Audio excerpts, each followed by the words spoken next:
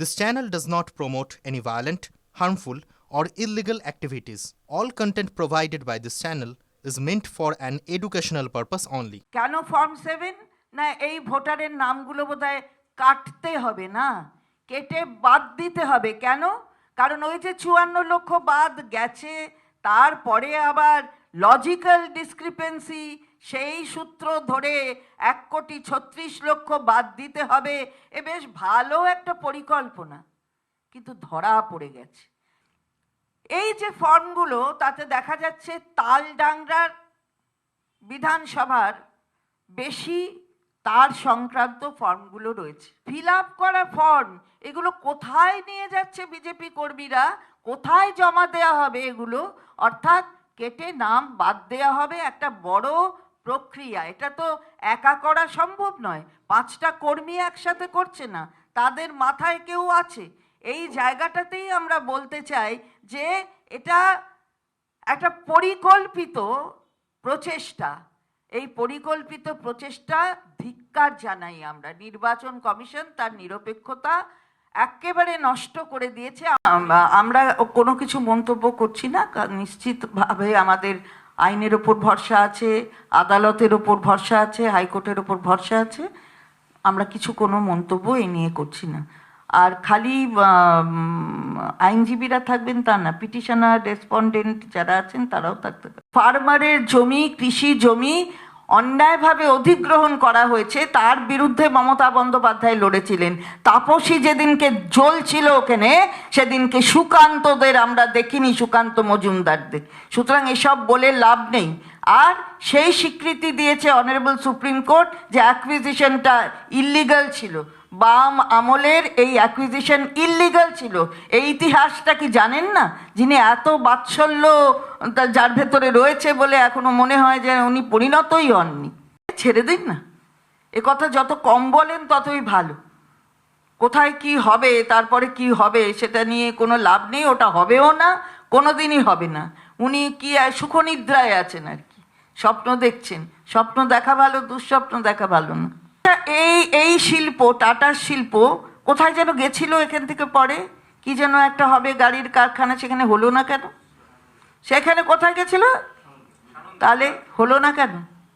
হলো না কেন জিজ্ঞাসা করতে হবে তো সুকান্ত বাবুকে। আর প্রধানমন্ত্রী, মাননীয় প্রধানমন্ত্রী আসলে এখানে শিল্প হয়ে যাবে। এখানে শিল্প হচ্ছে, এবং এখানে শিল্পপতিরা যারা এখানে লগ্নি করছেন তাদের অপমান করা হচ্ছে সুকান্ত বাবুদের পক্ষ থেকে। এটা মনে হয় উচিত নয়, কারণ উনি বাংলা থেকে গেছেন, উনি বাংলা থেকে নির্বাচিত হয়ে গেছেন। ওনার বাংলাকে অপমান করাটা ওনার সাজে না।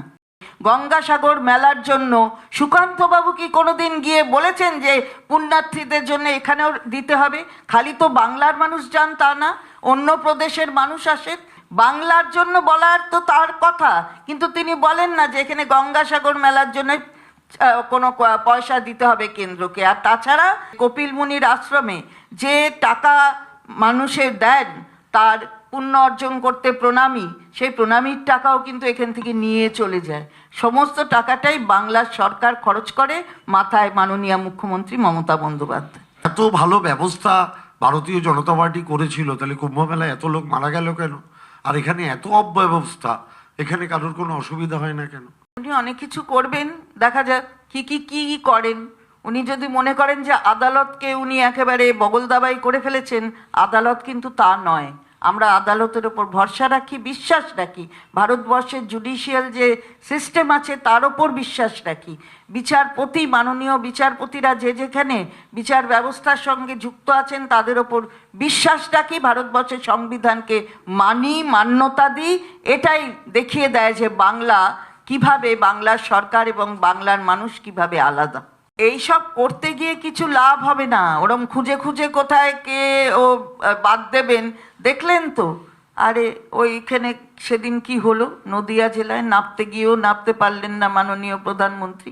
এসব করতে যাবেন না, এসব করলে অসুবিধা আছে। আমরা যদি বুঝি যে এগুলো বৈধ, তাহলে তার জন্য তো আদালত আমাদের কাছে খোলা আছে।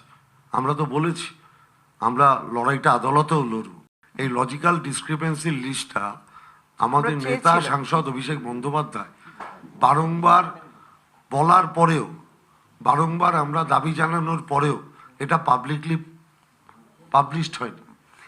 এবং মুখ্য নির্বাচন কমিশনের কাছেও মাননীয় সাংসদ বলেছিলেন যেদিনকে ডেপুটেশন দিতে গিয়েছিলেন যে আমাদের ওই লিস্টটা দিন, ওই লিস্টটা তো আমরা পাইনি।